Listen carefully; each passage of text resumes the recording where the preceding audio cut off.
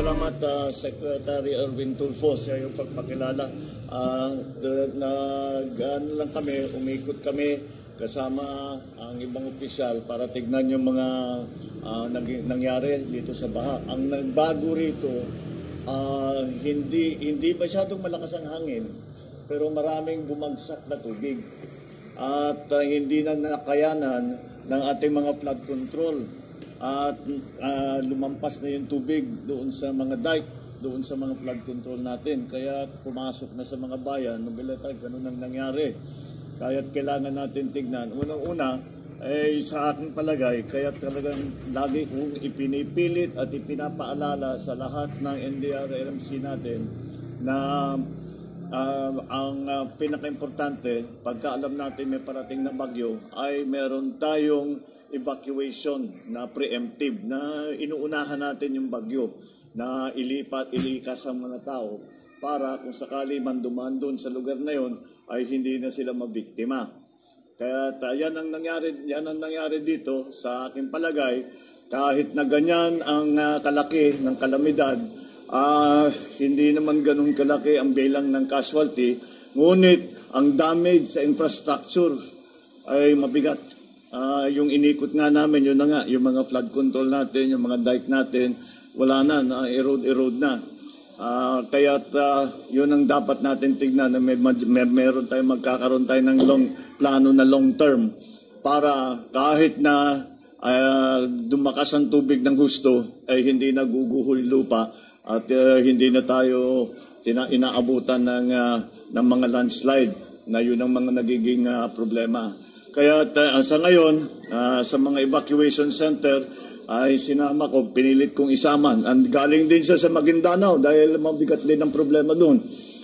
Pero sinabi ko, pumunta ka rito para matiyak natin na lahat ng mga nasa evacuation center ay nasa servisan. Ibig sabihin, nabibigyan ng tulugan, nagbibigyan ng pagkain, ng tubig, at naaalagaan ng mabuti ang ating mga evacuees. At sa lalong madaling panahon, maibalik na sa kanilang tahanan. Dahil alam ko naman na pagka ganito, lahat ng na-evacuate ay talagang gustong bumalik kaagad. At tinitiyak na lang natin na hindi naman magiging delikado ang pagbalik sa inyong mga tahanan, sa inyong mga negosyo. Pero ngayon we are actually sa long weekend, pero hindi na bale. Titiyakin namin na hanggat nandito na yung mga evacuees ay nasa evacuation center, ay titiyakin natin na meron kayong sapat na sa lahat ng inyong pangangailangan hanggat makabalik na nga kayo sa inyong mga lugar. Kaya yun lamang. Sa ngayon, pagkatapos nito, ay magbi-briefing kami ng konti. May dala kaming kaunting dagdag na tulong para naman nahirapan na nga kayo para hindi na kayo mahirapan pa. Kaya sige, maraming salamat at kami na munang bahala rito. We will take charge here and then make sure na okay kayong lahat. Maraming salamat.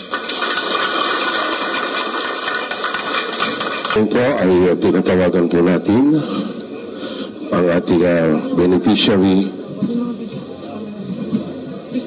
Christine Joy Calderon.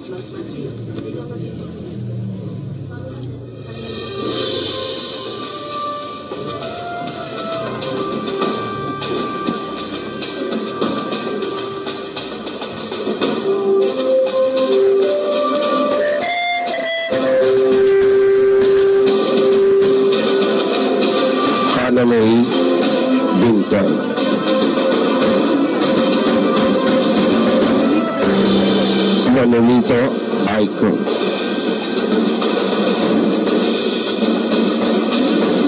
Marisa Mendoza,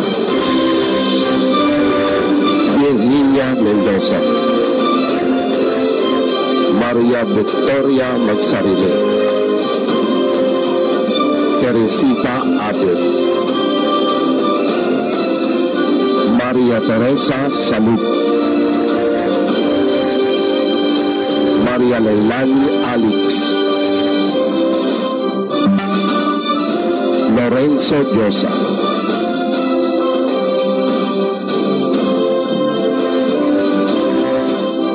Mary Lou Lancion,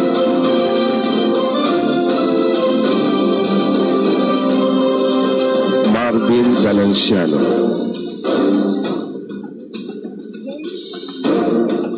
Jace Ann Macapagal, Aida Baloy, Nelson Monson, Senior Citizen, Los Citizen, Gloria Magsarile, Senior Citizen, Annabella Lat, Senior Citizen,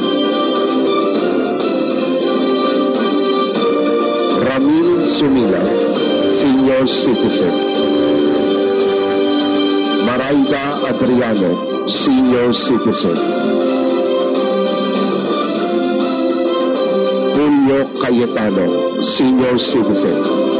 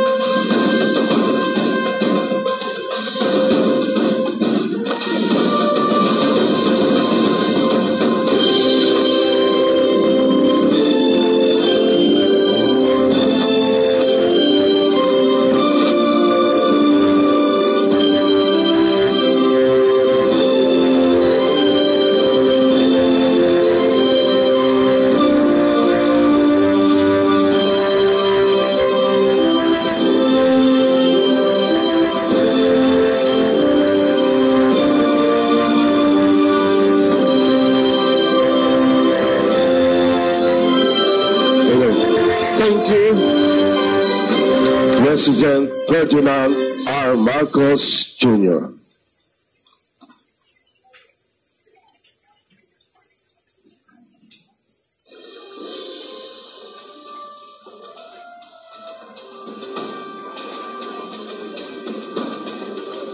Once again, thank you, President Ferdinand R. Marcos Jr.